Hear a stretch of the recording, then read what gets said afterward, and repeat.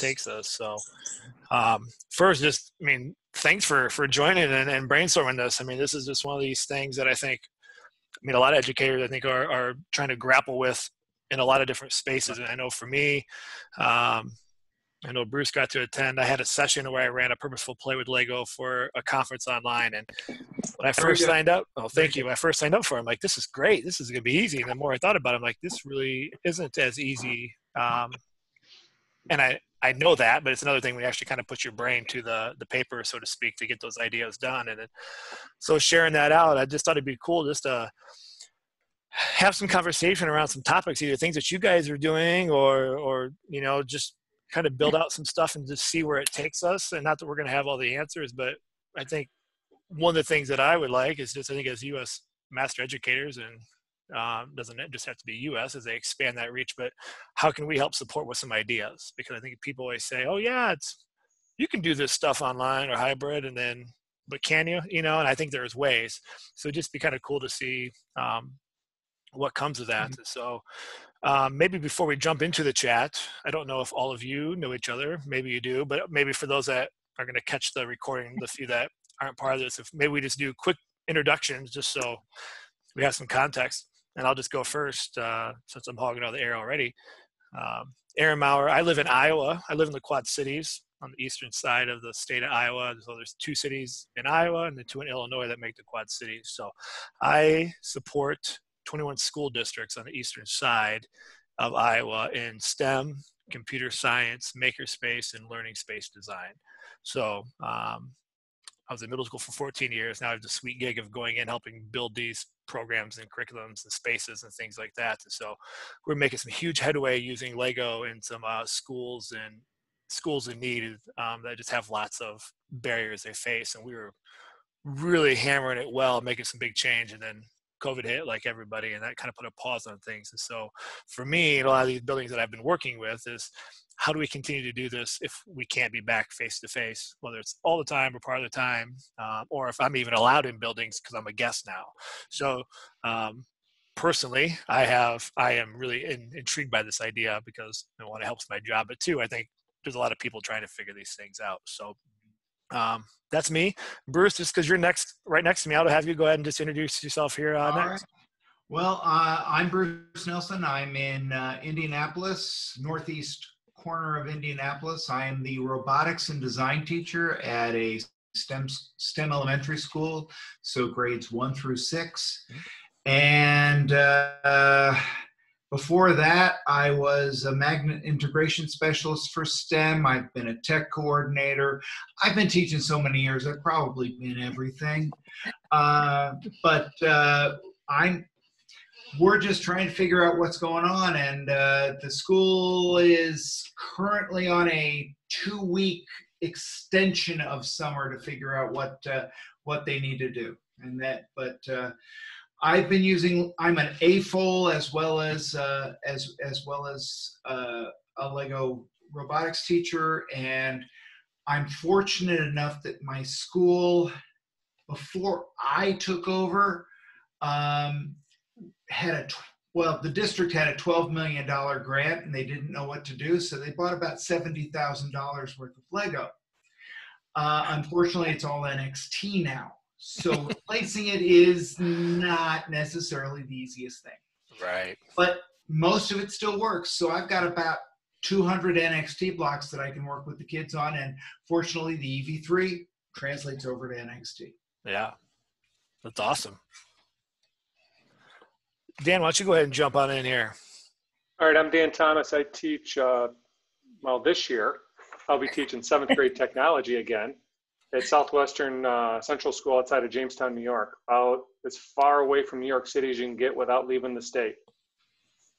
Little corner of New York State. I've been here for a while. I've taught, like Bruce, I've taught just about everything: shop, drawing. I teach robotics. In fact, when we went on remote learning, I was in the middle of a robotics class, an EV3 robotics class. And I did end up sending home probably a half dozen kits to kids that wanted to do some stuff. Our bus drivers delivered them. And we did some stuff with them remote. But yeah, I mean, I'm looking to see looking to see what we can do, because we don't start school until September 8th. So we don't even have a plan yet, but I would guess that we're going to be hybrid until, like, in my opinion, hybrid until like November when flu season hits. Yep. And then I think that we're going to be, around Thanksgiving time, I would think that we're going to be going to remote. So I need to figure out a way to keep some 7th graders engaged. I teach some computer science. I do some code.org stuff. I do some Scratch stuff. In fact, I took a online Makey certification this summer, which was amazing. So figure out a way to incorporate that. I love to use like recycled stuff. Yeah. I don't want the kids to have to go buy something.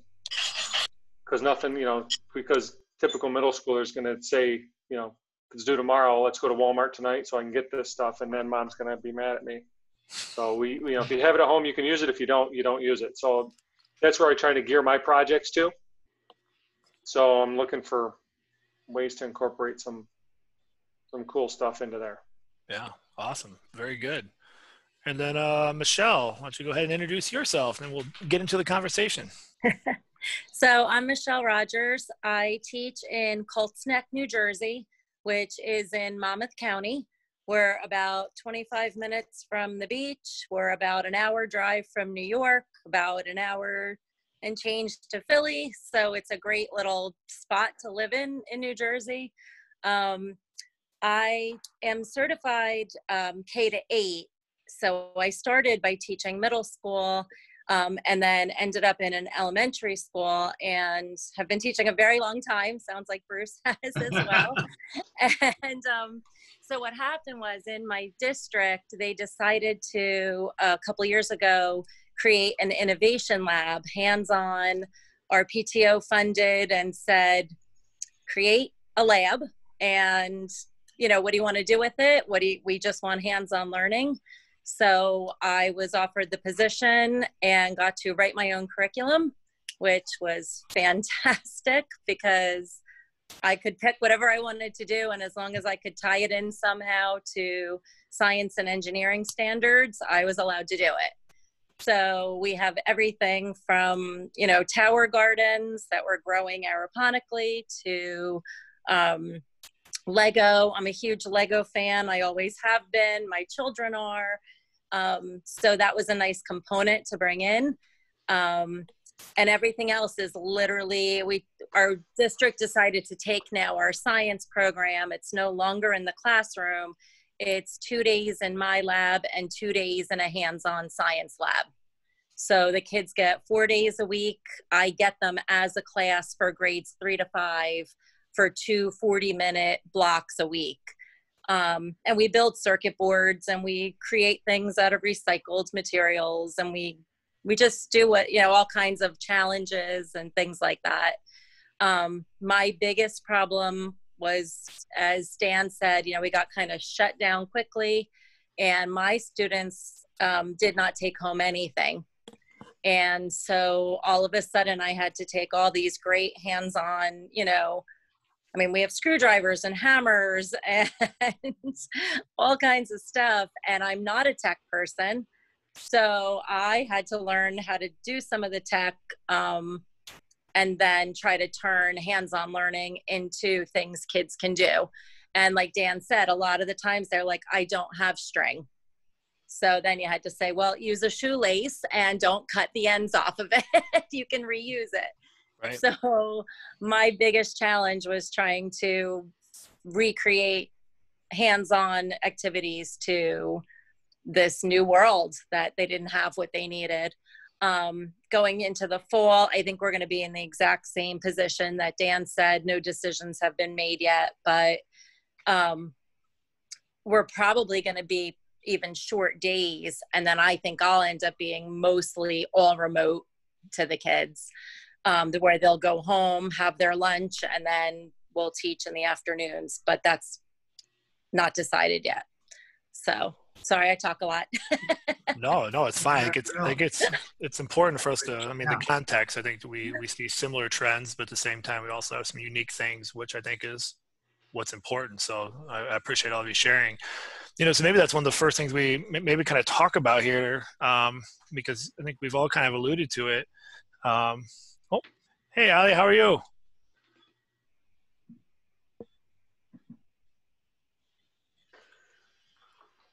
Maybe she'll jump on here. Hi. Hey, Can you hear me? Yeah, Oh, sorry. Hey, no, Nurse you're me fine. out of the pool. Good for you. Yeah, we're all jealous because of that. Yeah. No, we were just doing quick introductions, and so I don't know if you. I'll put the spotlight right on you right away.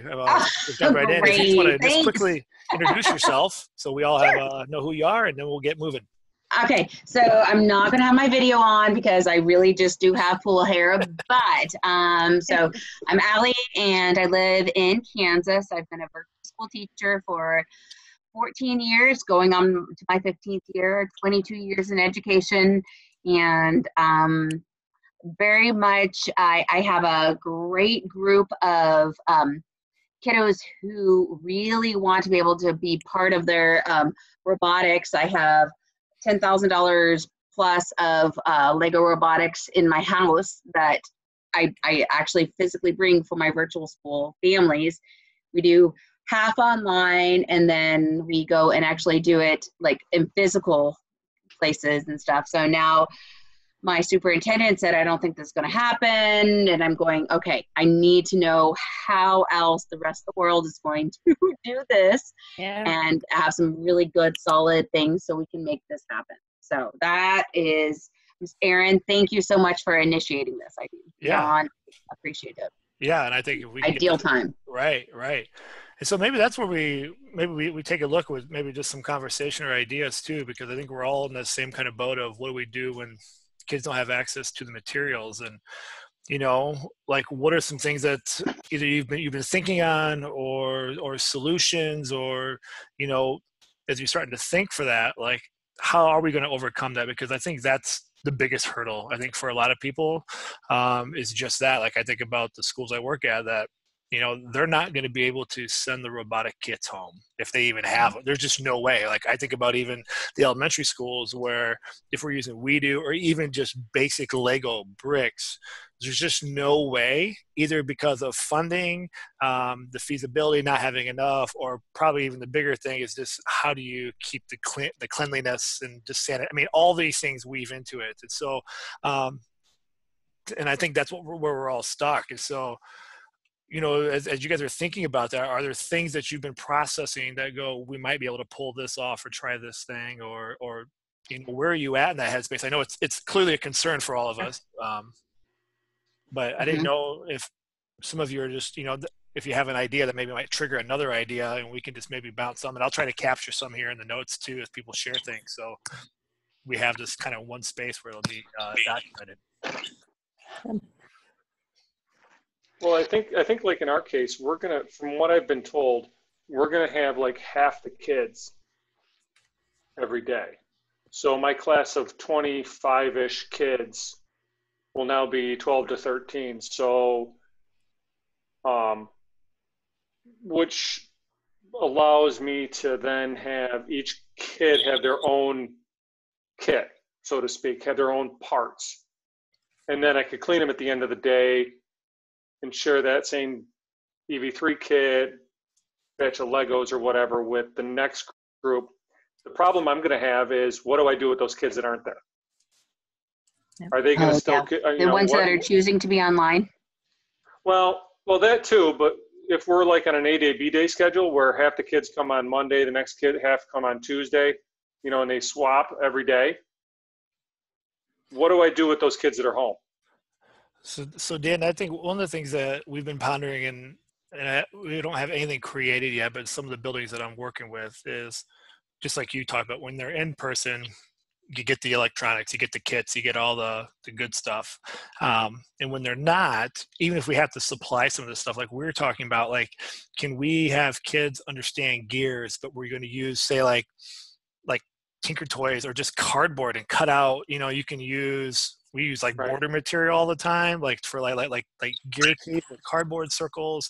And like, how do we use like low level materials, like yogurt lids and things like that? I mean, gears is just an easy one because it visually makes sense to me. But if we think about almost more of like the mechanics of like some of the builds. And then when they come in, obviously, if you have a product like Lego, it's a lot easier to put those pieces together, but they could still do, you know, some of that learning from home because the material is really irrelevant. You don't need it to be precise. You know, we don't need it to stop 2 millimeters from the minifig or, you know, whatever. This is just to figure out those types of mechanisms. And so I don't know if that's necessarily a solution, but that's one thing we're working on. What are the lessons that we would normally try to teach along with the coding and the building? Like how do we take the building of the robot, really chunk that down into like recyclable materials that can be done, you know, at home? Yeah, that's kind of where I'm trying to figure some things out and tailor some projects, redo some projects so that, you know, like I could send a mousetrap kit home. That would be a no-brainer. I could send home, you know, they could build a spaghetti bridge. Right. You know, stuff like that. We could do stuff with straws. We can do stuff with string. You know, I can do a robotic hand with straws and string. Are you very familiar with the code.org? They have some really awesome, like super, I'm a code.org facilitator. Yeah. Are you really, Dan? Good for you. I just went to one a month ago, and it was just refreshing to see how far they've come in the last 4 years. Yeah, you miss out. If you don't do the training, you miss out on the whole depth of the whole code.org experience. Yeah, totally. And it really is fascinating that they now have a little more grade level specific than they did like 4 years ago. Yeah, they've come a long way, and I've been doing it for 3 years, and they've come a long way. That's part of my plan. I'm sorry, what'd you say, Michelle? No, I'm a huge code.org fan also, and it's good to know that they've even improved it, you know, over even the last couple months. So, but go ahead. Yeah, they're coming a long way. So do you guys see that of using like, say like code.org while they're at home and then using say like robotics or things like that if you have access to it while they're in face-to-face? Do you see it flowing that way or is it too disjointed? I haven't taught to code.org. I've been to the training, but not teaching it. I don't feel like my opinion is valid in that sense. You know what I mean? Where you could pick and choose. I would think like Make Code or Scratch would be a better avenue because they tie in with like the EV3s and stuff. And it doesn't matter what platform you use.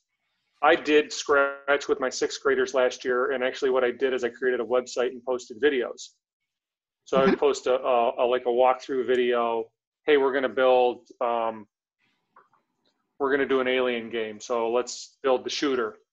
And I would do that, and then I would say their assignment would be, now that you got the basics of how this, you know, the shooter guy works, now modify it. Now make it better. Do something to it to make the gun shoot faster, make the aliens come in differently. You know, I would give them a basic, and then they would go through and enhance because they want to play. Yeah. And that Make Code and I did kind of the same thing with code.org. I created a walkthrough, and in code.org they did the lesson at they scaffolded up, and kind of like the last kind of bubbles in there are open-ended. So I would walk them through how to do the basics, and I love using video, especially even in the classroom because you can be there when you're not there. So then I would leave the last couple bubbles for them to do and say, now it's your turn to go do this, but now you got the basics. Yeah. So my school here in Kansas, we're pretty much only virtual pretty much through the first quarter. And so that's where I was going to go with just doing code.org for the first quarter and then having smaller groups meeting and doing that way. And so I think you just emphasized that definitely is the way to go. And communicating that to my principal and superintendent, that's a really powerful method because you get the basics of code and the open-endedness, and then you put it in, and hopefully the learning will be that much quicker. I'm going to put the website I created in the chat. I'm sorry. Oh, I'd love that. No, yeah. Thank you. That's great. I'm also going to start with even digital citizenship with the kids because I have 3rd, 4th, 5th graders. AT&T has a great website. They have a game called Interland that the kids can go to different lands and learn different things. So I use them with commonsense.org for videos and stuff just to go over because if we're doing more digital than ever. So I'm going to add that into the beginning of the year too, just to set the standard that even though you're not in school every day, these things still apply, and then tie that in with the coding, I think is a good, way to start. Yeah. Bruce, were you going to say something too in there? Well, unfortunately or fortunately, I don't know how to look at this. We have a computer science teacher. So I don't. Yeah, I don't want to step on her toes, but I understand that I'm taking it a different direction. I have a background in graphic design, so I'm looking at this as a perfect opportunity to have the kids focus more on their design notebooks, planning things out before they build them, and then doing some rapid prototyping before we get to Legos or anything like that. And when it comes down to virtually, it's rapid prototyping with whatever you have in front of you. But still focusing a lot more on okay, you've got to draw this out. You've got to get an idea on paper.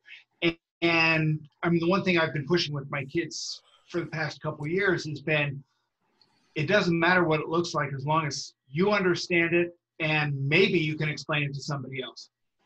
Because the kids are always well, it doesn't look right. I don't like it. It's not. And I mean, I go back and I show them some comic strips that I did 10 years ago and say, look, does this look good? No. Then let's look at the one I did last week.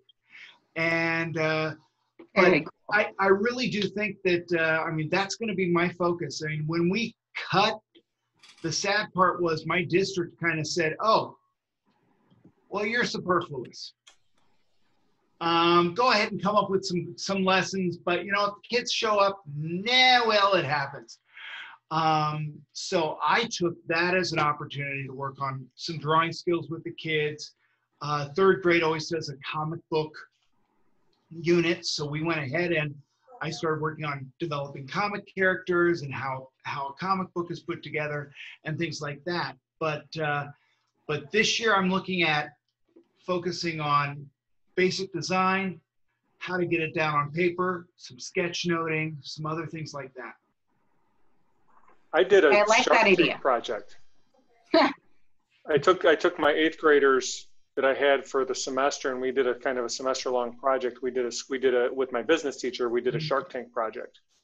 Oh, cool! And over the course of the semester, we learned some different. Like I have a vinyl cutter. I have a laser or a laser cutter, so we can do some rapid prototyping and stuff in the classroom. But we learned those modalities as we went. But they had to develop a product, and with the business teacher, and obviously that's not appropriate for a 3rd grader. But they had to create a business plan and marketing plan. They had to do like a whole big Shark Tank presentation at the end, and then get graded on where they would market it, how they would price it, how much it cost to make. It was like a whole big encompassing program. And then we learned some other things as we went along there. But the design aspect, I hit up some industry too. And my goal was to hit up local industry to say, hey, my wife works for Bush Furniture. So maybe we design a desk and then they can maybe go down to the factory and see it built. But that was pretty cool. The kids really kind of got into that as the semester went on because there was always something to do then. Right. Yeah. Three projects that my kiddos that I did in the 2nd semester that because I realized they really wanted to use and share some of the Legos that they have at home, or Lego bricks. Here we go. They correct me all the time. You don't say Legos. Lego bricks. Lego bricks. I get corrected by my students. Master educators for clearing that up. I know. So I did 3 different projects with them in the 2nd semester, and after we met Mitch Resnick. I don't know. I know Aaron did, and everybody. That Lifelong Kindergarten book really, it impacted me dearly. Yeah. And so I kind of was like, okay, how do we empower them to do their own kind of projects? So I did like these ideas. Okay, so one of my favorite one since obviously all my students are virtual school students, and they're all at different grades, and they do novels. They are reading different novels at different times, and my job is just keeping up with them. And so they had to use Lego bricks to illustrate one of the scenes in their book and share it with their peers. So that was really neat. So that's number one. Another one was a mosaic. So they had to go ahead again and use something that they're learning about, and then bring it to their, we call it ITC, Innovative Technology class, which is just pretty much, instead of calling it a Lego robotics class, it's ITC. So they created a mosaic of something that was illustrating something that they did, and that was really fun. And then the last one was at the very end, once, it was just crazy with COVID and stuff, that very end and stuff. And we did a maze, and the kids had to come up with just that brick, and, at the very, either using a ping pong or marble, and create a maze, but they had to have some sort of elemental features that showed a big theme. Like whether it was a garden, some kids came up with a Harry Potter theme. Some kids did a little bit more of the Rube Goldberg, that something wouldn't happen unless one of the doors opened. It was pretty cool.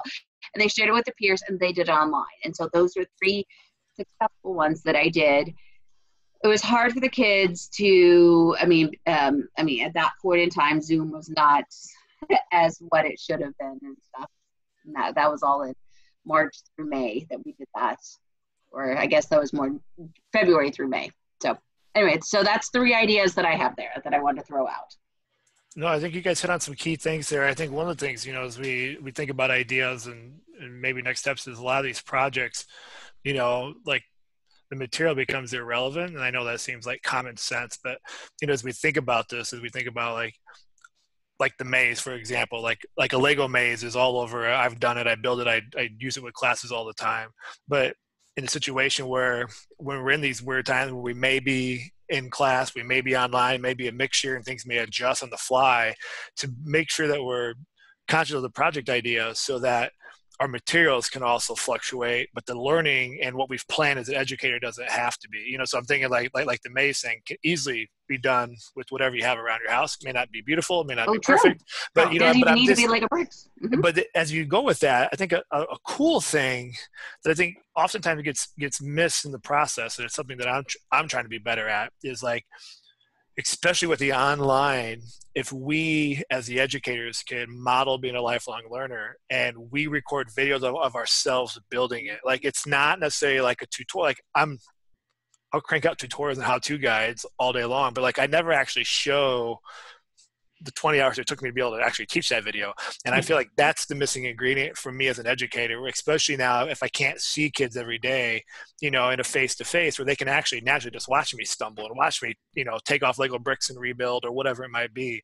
It might be a really cool thing where they can see, your space and going, here's what I'm doing. And they can just watch you mess up, as you're talking about that lifelong kindergarten book. I think we have to make sure we're modeling that journey. What do we do? Mm-hmm. It doesn't work again. Now I'll probably cut out when I drop, a few little naughty words. I won't show that part, but like, how do I process, how do I process that? So I think, as we think about that, I think as you guys were talking and sharing all your ideas, I'm like, why those ideas work is because of that.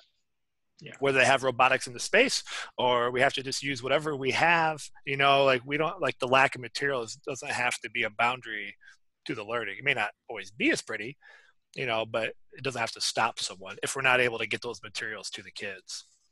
Yeah, everybody's got a cardboard box at home. Mm-hmm. Right. Old cereal box. Amazon Prime. I actually had a student tell me they did not have a box. We make seismographs. Mm, so my kids make a seismograph out of a cardboard box, and it can be any kind of box. It can be a cereal box. It can be, and I love the kids. They were like, I really don't have the materials. I said, okay, well, what are you missing? Because I'm very much, they have to do the work. So I said, be specific. What don't you have? She said, my parents throw out the cereal boxes the minute they're done. And I said, okay, well, inside a cereal box is a bag. And I explained to her, like, take it out ahead of time. Like, they're just cute. And it was funny because you wonder, like, are they just trying not to do the work, or do they, really not have a box? But the seismographs at home, the kids loved. It's a very fun thing. It's an easy thing. Like you said, using materials, you can use whatever you want. The same boy I talked about earlier that didn't have string, I said, use a shoelace to tie up your cup and put your marker in. And, and I gave them a few options.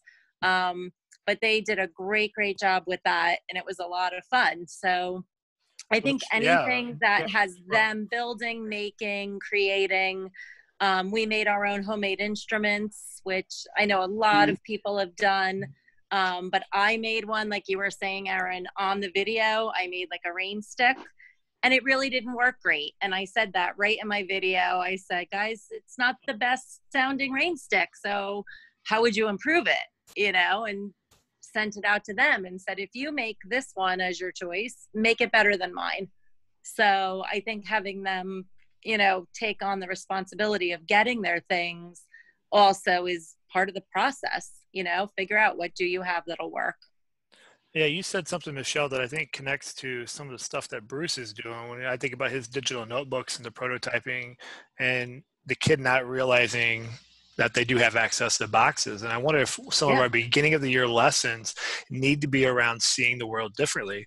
Like if one of the activities was, I need you to find 5 different boxes in your house or your apartment or in your community, because I wonder if they've never had to see that way. Like, like I think about the recycle bin, like I just threw boxes out today and I didn't even once go, that's a box. Like, I wonder if we have to just explicitly put those things in. And I wonder, like, then how much that would benefit the actual classroom when we're in the prototyping stages or using our Lego robotics or whatever things that we have access to, our makey-makeys or whatnot, like help them see what's around. Because we miss out on a lot of things. We're such used to like one-time use things, and that's we want everybody to be hoarders. But I think combining some of those ideas, I think would be really good. Super nerd note, and you guys probably all know this, but on Amazon boxes, the black ink is conductive. No, did not know that. We cut all the words makey. And the tape, and the tape is also conductive. The tape actually has like metal in it. It's not as conductive as the ink, but for like kids and yourselves, if they have Amazon, you don't need conductive tape. I mean, it makes life easier if you have the copper tape. Well, sometimes that can be finicky, but in a pinch, that stuff works. The blue ink doesn't. It has got to be the black on the Amazon boxes. They are conductive. So just a little nerd tip, if you get nothing else out of that, is there's your conductive materials. Well, I know one of the things that they were talking about at the ICE conference last week was they were talking about things like using laundry to create a picture. So if you're sitting here saying, okay, I want you to create a scene out of a book, you don't have to use you can use, I don't have that. Laundry? Well, use your laundry. Like, create the Old Navy commercial. Laundry. Folded socks and the Old Navy commercial. Yeah, I was going to say, yeah. Think about artistically. I mean, you could, I kind of, sort of could do a little Van Gogh, maybe. But that's another way of looking at it is what can you use? And the mosaics, I mean, Lego is releasing on August 1st their whole mosaic set, their Lego art set. Yeah. And then they've also released some smaller sets that are things like Batman and BB-8 and things like that, where you're not using the individual pieces, you're using larger pieces to block out things. So that's another way to integrate the Lego piece into it. I'm curious how everyone, if, like, I know Dan, you said about having the kids use them at home, and I know Allie, I think you said your kids have them at home. What are you using to clean them when they return? Yes. Because okay, no, my students do not have any of the WeDo or the Mindstorms at home. I mean, right now I physically have them in my home. I've been putting them out in the sunshine. I mean, so that's the end. But that's it. What else are you guys doing? they're hard plastic, so they're not gonna, UV lights, but if you put them in the sunshine, I think, and you leave them open for whatever, it's going to take care of, if you got a weekend to do it or something, I think it'll take care of most of that stuff. But day to day, I don't know, wipe stuff down with sanitizing wipes. I mean, do we think like Lysol spray or bleach water? I mean, I don't know if that's going to affect the EV3 or the WeDo block. Right. I think that's my biggest concern that I've also been asking my school. I don't have UV lights in the school. We can't get Lysol in New Jersey. I don't know if any of you can get Lysol and you want to ship it to me through Amazon. No, we really can't. We cannot get it. Yeah. None of our stores. You can't get a can of Lysol for anything. I mean, it's really crazy, but we just got, like, some places just got sanitizing wipes in lately. We got hit hard, obviously, right in the beginning. So that is one of my things. Like, we don't have the dishwasher at school to, you know what I mean? Because I know a lot of people throw them in the dishwasher, but then I'm picturing the hours of resorting them. If I throw them in the dishwasher in a bag, now they all have to be resorted back into their spaces, which the kids can do, but then like, I have them for 40 minutes. I've lost a whole class period just sorting, which is a lesson that I teach, but I'm not sure how that's all going to look. I think that's one of my biggest concerns, is hoping that they can use them in a way that they can easily be turned over. Yeah, I know. We've been trying to find some grants in some local places. And of course, I mean, money's tight everywhere, so grants are always hard to come by, even in good times. So it doesn't solve anything. But a couple of places where, like, my old former middle school has hundreds of EV3s, and just how do you even, it's like you said, all the things that go into cleaning and sorting, and does all that time equal or outweigh what the kids are going to be learning? So we've been trying to figure out, can we get access to just motors and LEDs, things that we can give kids, and it doesn't matter if it's in person or, at the end of the day, hopefully by some point we'll be back into our regular routine, hopefully, where we can bring out the EV3 robots. But in the meantime, we can still talk about motors and all the things that we would normally teach. It's not the same, but maybe this is a time where we can look to other methods, trying to create a robot out of a small cardboard box with the wheels and the motors and a line follow sensor. I mean, some of that stuff is, I'm going to say, dirt cheap. That doesn't mean that it's easy for people to go obtain, but at the end of the day, we could take all those sensors, we could clean those up, and then we would have them then for camps, after school programs. Hopefully things do move in a better direction. I mean, I say that, and I don't have a single penny to buy any of that, but that's what we're working. Like, how do we replace some of these things that, people have been asked to do? He's a robotics teacher. He teaches robotics, 6th, 7th, and 8th grade. And, there's the Coder Z stuff, but we also know the online stuff there's a lot of online. I'm not knocking Coder Z by any means, but, like, kids are online a lot. And so they're online with code.org for their computer science course, and they're online for all their regular courses. And robotics, the beauty of it is, you look at a screen to code, but the majority of your time, you're hands-on, you're tinkering, you're problem solving, you're working with your partner. To put them on another online platform, is starting to be like, at what point is online too much? And, like, it just, and like I said, that's not a Coder Z issue. That's just a online trying to figure it all out issue. So, and then you got to remember too that if mom and dad are working remotely, they're actually doing their job when, so there's nobody there to help the 7th or 8th grader, because mom and dad are still either at work, or like my wife is, she's, working from home, and they have no idea what we do. Yeah. So there's no immediate tech support in the house to help the kids. And maybe it's a good thing that they, you kind of have to take that into account, and, double the time for your project, because they might be working on it at 7 o'clock at night. So your class day, I know my class day totally changed. I was no longer, at 3 o'clock, I wasn't I was answering emails till 8, 9 o'clock at night because kids had a different day schedule because mom and dad were working. Yep.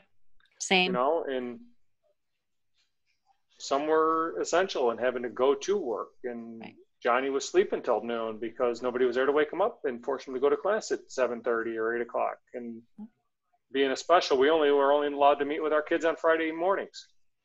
Yeah. Okay. Yeah. Yeah. So, I did one-to-ones and email support. So as a special, where do we fall in the whole hierarchy of everything? Because really, it's the core academics. So I tried to also pull in, what are you doing in science class that we can do? So we're going to write a computer program. Well, let's write it about that book you're reading in English. Exactly. Take those characters. Yeah. And let's scratch.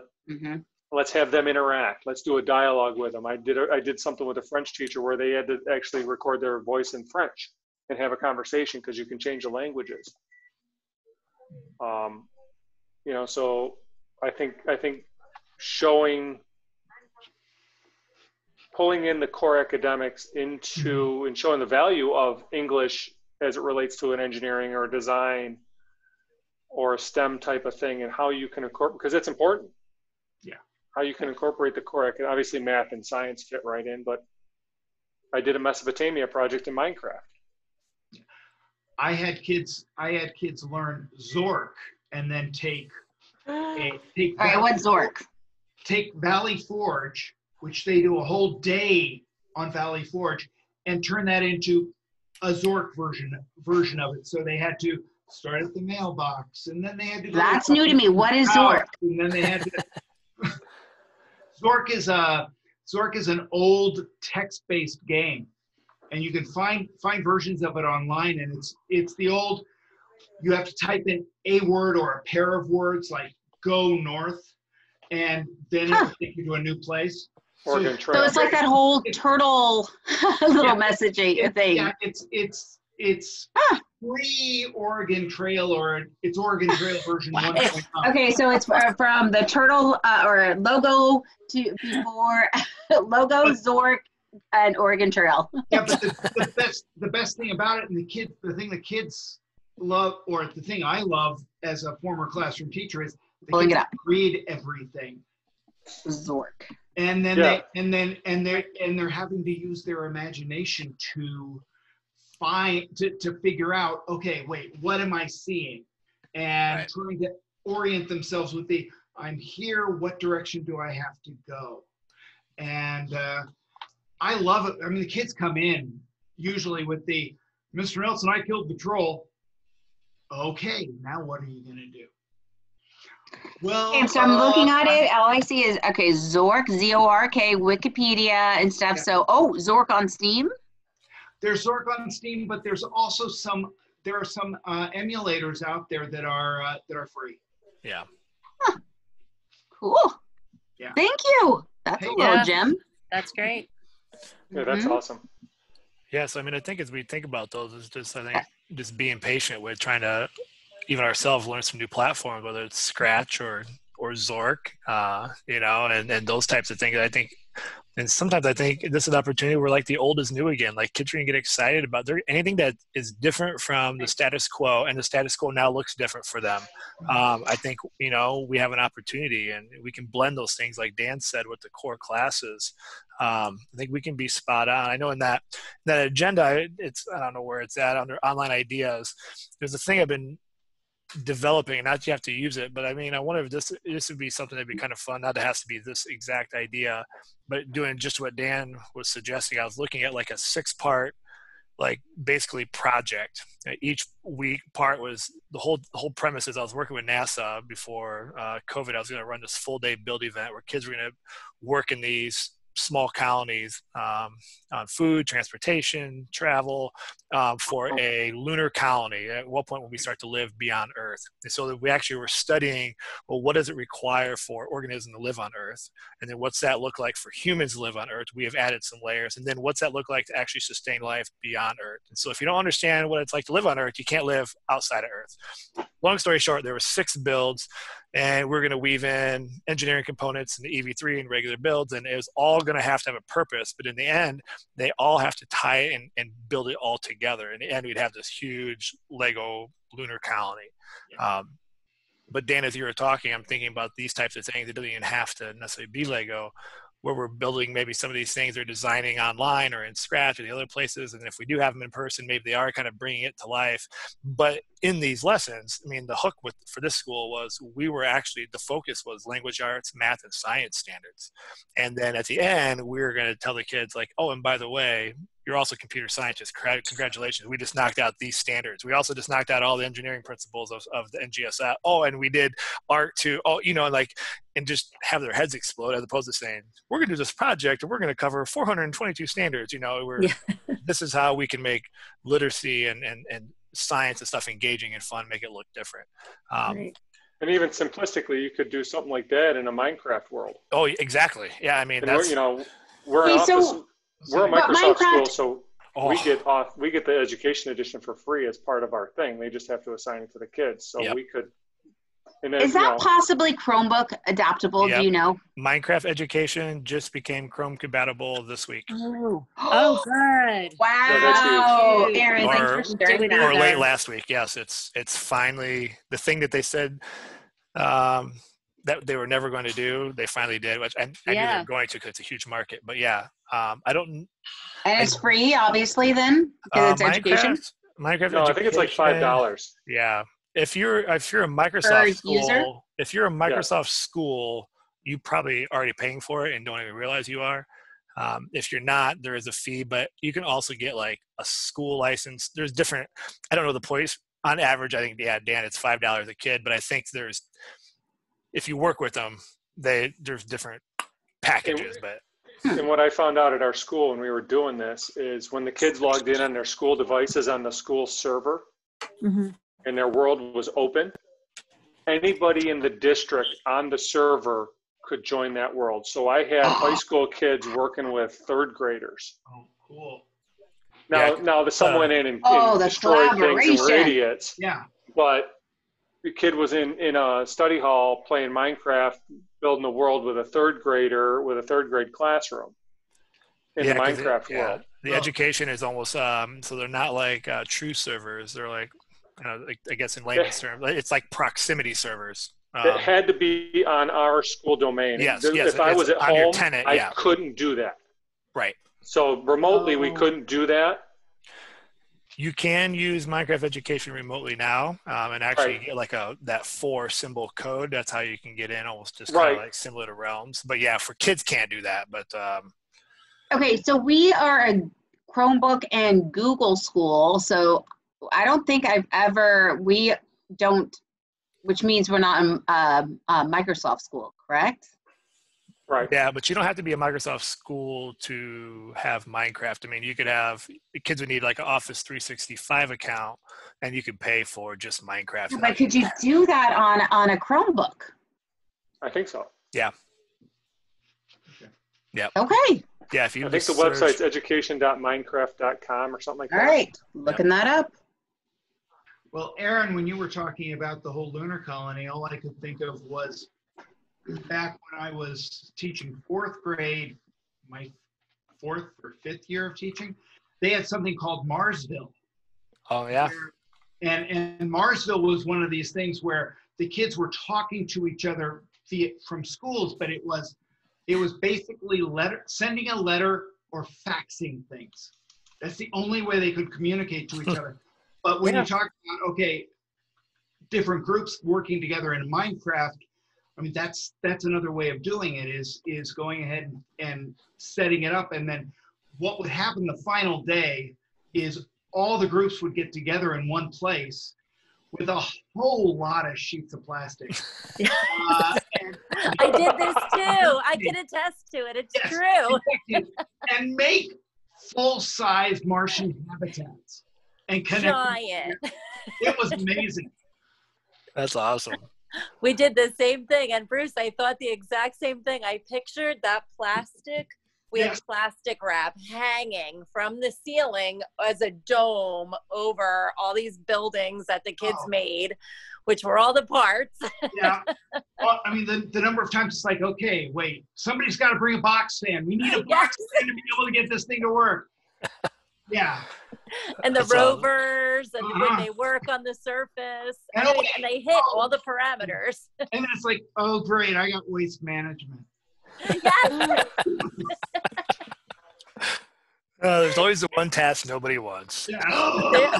Yep. And the thing is, with like, deal with that. and even with that big long project, if you can pull in your English teacher, your ELA teacher, right, there's a writing assignment that they would grade. Yeah. Well, No, because you got the book and quill in there now too, Dan. You know, if they can do all the writing, like they could have like their logs of what they did each day. Like you can write and then export that in PDFs. Like, and you could almost do a government setup, you know, if you get that far down the road and pull in the social studies, you know. My social studies teacher did an entire thing on just that history of lunar exploration. I mean, he was dressing as Gene Kranz. Nice. And everything and having a great time. That's great. That's awesome. Well, we've got a few minutes left here. I want to make sure I'm respectful of your guys' time. I appreciate you joining on, and hopefully this has been helpful just to brainstorm, or at least know you've got colleagues in the same boat as you guys. I've typed up some notes. I'll get that cleaned up, and then I'll definitely send that out to all of you. Just the links. I tried to make a list of notes. My notes make more sense to me than you probably right now on that agenda, but at least I'm trying to link through all the links and everything so you guys have access to that, and then those that obviously couldn't make the meeting. And hopefully it spurs some thoughts and ideas. Not that we're going to solve everything in 1 hour, but hopefully some things there triggered some things. You guys have really shared some gems. I mean, knowing that there's Minecraft on the Chromebooks, oh my goodness, that is gold right there. I'm actually going to be running a Minecraft session for teachers next week. I'm running a 3-part. You are? Yeah, a 3-part class for teachers. Well, I say class. Everything's completely in a Minecraft world. We're going to, so like next week, we're focusing on, we're going to brainstorm communication, and the whole task, the task is going to be, can we actually figure out how to communicate in Minecraft while we're building? And then, you know, as opposed to be like, watch this video, read this book, read this article, do a Zoom call, you know. Okay, so is it still open? Yeah, I'll send you the link in these notes. Thank you. I didn't want to look like hey, look at all these things that I need you guys to do. But since it got brought up, I'll put a link in there. I'll send it to you guys. Yeah. Please and thank you. Oh, and I need to sell it to to the administrators, because oh my goodness, yeah. Aaron, I had the coolest so a student actually did like this whole cell thing, and he obviously from his personal computer and created a cell in Minecraft, and it just made my brain explode. I'm like, oh my goodness, all the other places that we could go with this. Well, and Aaron, you know that I'm a big Tinkercad person. Yes. And when it comes down to it, Tinkercad not only has that Lego piece that'll convert it over into simple Lego blocks, it also has a Minecraft piece. So you can find something in CAD and then push a button and it's now Minecraft. And in Minecraft, you can actually, whatever you build, you can export to Tinkercad and print in your 3D printer. Oh, yeah. Yes. Yeah. It's really big. Yeah. I printed a house that was 1% scale. Oh my goodness. It was because I coded a 10 meter by 10 meter house, because you can do make code with it. So you can code. Then that was one of the things I did with some 6th graders, was they had to actually write code to do, you know, to farm, to build a house, to build a pool, to build whatever. And then I 3D printed a house, and it was 1% scale. And it took like forever. It took like a day and a half to print. All right. Well, I'm joining Tinkercad teacher agreement right now, so thank you. I'm actually doing a hand-in-hand program with AT&T here in a couple of weeks using Tinkercad, where kids get together and they design assistive device for kids that don't have hands. It's Enable. Maybe did something similar to that too. So I'm doing the beginner classes. So we're doing Tinkercad, Microbit, you know, and some 3D and some other stuff like that. But I think we need to do this again. Yeah. Yeah. I Someone wouldn't to mind this teach me being more like, about this Tinkercad because this I is not wouldn't mind something this I'm being familiar like with. every couple of weeks. Yeah. Well, I agree. I mean, maybe what we'll do is I'll get these notes out, and I know there's some people who couldn't join the call, just see if we could find like a common time that works. And, you know, it'd be cool if we got together and, you know, it'd be, you know, and even just if we all just explored like a tool together, like, you Right. know, I mean, Yeah. you wouldn't even have to, I mean, we could brainstorm, we could have, I mean, just wherever our needs are, like, Play session. it would be, yeah, we could just all come Right. together and just be like, today we're going to explore Tinkercad, and we happen to Yeah, I have think Bruce. even- We got Bruce in the corner that could help us if we're struggling. But you know, like not that you'd have to like lead the whole thing, but we could all, you know, it just be and have those conversations. What that looks like for our classroom and our kids. I mean, And I Right. could see this going for even once we get back to school. yeah, You know, what's working, what's not, I'd like be the best so practices. appreciative. Oh God, yeah. When we get back to school, we're going to need that. Yeah. Definitely. And does anyone do stop motion animation with the kids at all? So I'm not tech, and I do with my fourth graders because I tie in everything for STEM. So my unit on weathering and erosion, the kids have to storyboard a stop motion video, and they have to write the script. So Dan, there's your English, and I check Definitely. it. They have to have capital letters, punctuation. They have to have transition words because that all ties in, you know, with the English. And then on my Chromebooks, the kids have the easiest app in the world. And I give them each Model Magic clay. And they actually recreate the weathering and erosion process however they want to. That's And cool. and it's fourth graders. They love it. Very simple, very easy, and then they can voice over. What app are you using? What app? The app is called Stop Motion Animator. Okay. That's See, pretty Google Slides is actually a self-explanatory. pretty good one too. Yeah. I mean, because you can take Okay. photos. And most, like if you have a Chromebook or an iPad or something, you could actually take photos on it and directly Yeah. import them.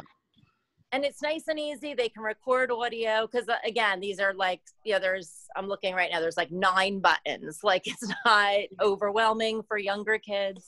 And then my 5th graders, when they did another project, they had their choice of what they wanted to do. And a few of them said, oh, can we do stop motion again? And I said, sure. And they pulled out all the Legos and they did a cyber safety video about, you know, being safe online using stop motion animation. And it was great. And they loved it and it kept them engaged, you know, and that I can see them doing that from home with whatever materials. Yeah. Totally, they very They easily happen could, to and that'd be a have. really easy thing to like, and then share online with other peers. Right. Because I And think always usually- that the huge thing is like if you collaboration and peer and knowing that you're going to present it. Right. Flip We grid. usually have movie day and they get to show them off, but yes, we could post them into slides or into something and let them share them. Great. So stop motion's a lot of fun and they can do so much with it. So That's awesome. Yeah, thanks for sharing that. another whole, you know, thing we could all talk about. No, it is. I think we've got a huge list of topics, and maybe that's what we'll do. Playtime. Is I'll get the notes up. I'll get this out and get it to the community of our educators, and maybe that's what we'll do. We'll just kind of figure out what topic we want to focus on next, and maybe that's what we do. Maybe in the next one we pick 1 or 2 of these topics, and that kind of gives us a focal point. I think that's always helpful. Today was just to kind of see like, what do we have? And What's our it need? was phenomenal. But yeah, I mean, that would be, I mean, we've got a lot of cool ideas that were shared. That'd be fun to kind of explore those a little bit more and just Definitely. keep the conversations going. So I'm gonna We're going to have stick some to pretty the lucky time. kids. Yeah, I know. Well, we're 2 minutes over. I said the meeting was for an hour. I do want to be respectful, even though I could probably talk to you guys for Awesome. 3 more hours, but I know we also have things beyond. So I just want to say thank you for joining. You know, Thank you sit there you. and throw it out and go, let's see what happens. And this has been awesome. It's kind of got me energized with what the Me work we too. have in front of us. So Yeah. I appreciate that. We'll get this out and and we'll just look to maybe in a couple of weeks, try to find a date and a topic, and we'll do it again. Outstanding. All Fun right. time. Thank you. Thanks, guys. Awesome. Yeah, thanks everybody. Take care. Okay. Thank you. Have a good night. Nice to meet you Thank all. you for organizing.